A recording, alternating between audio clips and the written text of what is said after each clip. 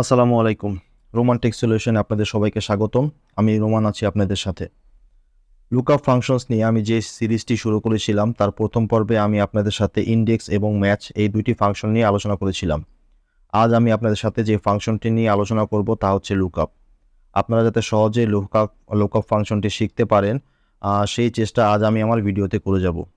তো আর কথা না বাড়িয়ে না টেনে সম্পূর্ণ ভিডিওটি দেখার অনুরোধ নিয়ে লুকআপ ফাংশনস সিরিজের দ্বিতীয় পর্বটি এখন আমি শুরু করতে যাচ্ছি।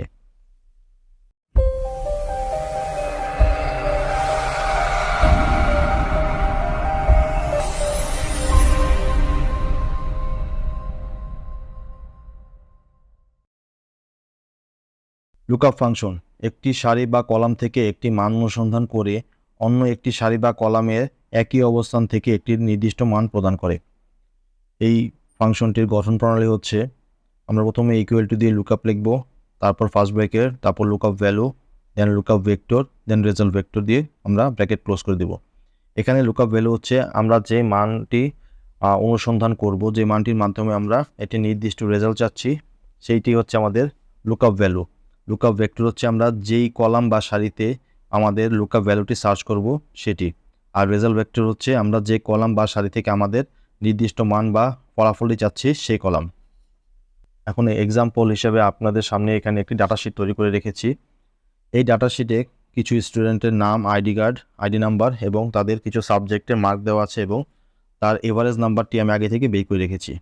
এখন আমি আমাদের এখানে ডান পাশে যে গ্রেড শিটটি আছে সেই শিটের মাধ্যমে আমরা এই স্টুডেন্টদের রেজাল্টটা কি সেটা খুঁজে বের করব।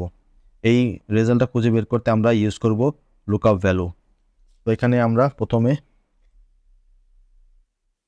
লিখব লুকআপ, তারপর ফার্স্ট ব্র্যাকেট। এখন আমাদের লুকআপ ভ্যালু, এখানে লুকআপ ভ্যালুটি হচ্ছে আমাদের এভারেজ মার্ক, তারপর কমা দিব। লুকআপ ভেক্টর, লুকআপ ভেক্টরটি হচ্ছে আমাদের গ্রেড শিটে যে মার্কের যেই কলামটি আছে সেটি, তারপর এটা F4 দিয়ে ফিক্সড করে দিব, তারপর কমা, তারপর রেজাল্ট ভেক্টর, রেজাল্ট ভেক্টর হচ্ছে আমাদের গ্রেডের যে কলামটি সেটি, এটি সিলেক্ট করে F4 দিয়ে ফিক্সড করে আমরা এন্টার দিয়ে দিব। তাহলে দেখতে পাচ্ছেন এখানে আমার রেজাল্টটা চলে আসছে। এখন এটা যদি আমরা সবগুলো সেলে কপি করে দিই তাহলে দেখতে পাচ্ছেন সবগুলো সেলে প্রত্যেকটা স্টুডেন্টের এভারেজ মার্কের উপর বেস করে তার রেজাল্টটা চলে আসছে।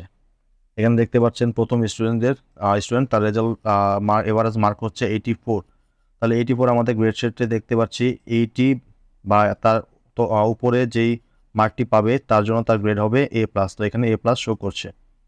নিচে এখানে আরেকটি ডাটা দেখতে পাচ্ছি, সেই স্টুডেন্টের এভারেজ মার্ক হচ্ছে 32। এখানে আমাদের পাস মার্ক 34, তার মানে 34-এর নিচে পাওয়ার কারণে তার রেজাল্টটি অটোমেটিক ফেল দেখাচ্ছে। এখানে একটি স্টুডেন্টের এভারেজ মার্ক দেখতে পাচ্ছি 67 আমাদের এই গ্রেডে A- গ্রেডে পড়ে, কারণ তার 60 থেকে 79-এর মধ্যে যে স্টুডেন্ট মার্ক পাবে তার গ্রেড হবে A-। এখানে A- শো করেছে।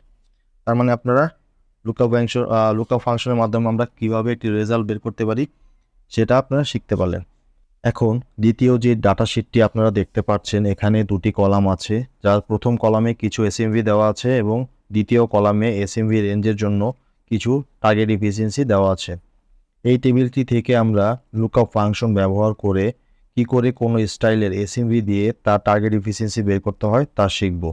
যারা আইই বা প্ল্যানিংয়ে জব করেন তাদের জন্য এই উদাহরণটি খুবই গুরুত্বপূর্ণ। এই উদাহরণটি যদি আপনারা ব্যবহার করতে পারেন তাহলে যে কোনো এসএমভি রেঞ্জের জন্য তার টার্গেট এফিসিয়েন্সি কত হবে তা প্রিন্ট করে আমাদের টেবিলে ঝুলিয়ে রাখা লাগবে না। জাস্ট এসএমভি টাইপ করবেন এবং টার্গেট এফিসিয়েন্সি আপনারা পেয়ে যাবেন, যার মাধ্যমে খুবই সহজে আপনারা টার্গেট বের করতে পারবেন।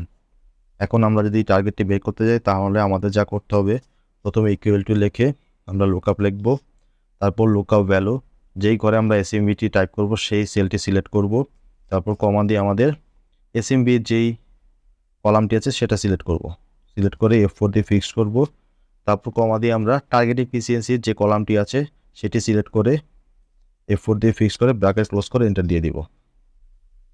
এখন যদি আমরা এখানে এসএমভি বসাই, ফর এক্সাম্পল 4.5 বসালাম, তাহলে 90 থাকবে, কারণ এসএমভিটি 0 থেকে 5-এর ভিতরে, তাই 90 শো করছে।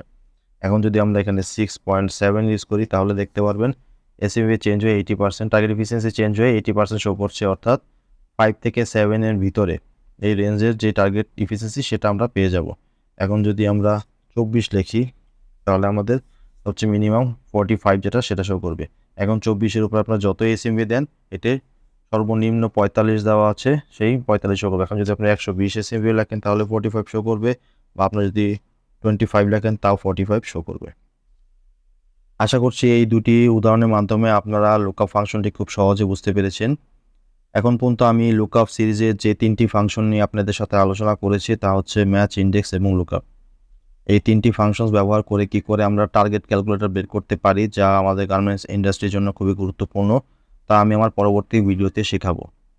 তো পরবর্তী ভিডিওটি আপলোড হওয়ার সাথে সাথে যদি আপনারা নোটিফিকেশন পেতে চান তাহলে আমার ইউটিউব চ্যানেলটি সাবস্ক্রাইব করে রাখবেন, আমার ফেসবুক পেজটি ফলো করে রাখবেন এবং আমার টিকটক প্রোফাইলটি ফলো করে রাখবেন।